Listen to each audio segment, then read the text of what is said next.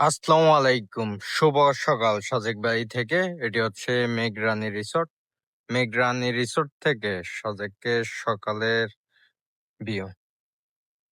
তো সূর্যের কারণে একটু ব্রাইটনেসটা কম। তো এটা হচ্ছে মেঘরানী রিসোর্ট। এখানে টোটাল ৬টি কটেজ আছে। ফ্যামিলি বা কাপলদের জন্য সবচেয়ে বেস্ট হতে পারে এই রিসোর্টটি। তো যারা আসবেন অবশ্যই আগে থেকে রিসোর্ট বুকিং করে আসবেন।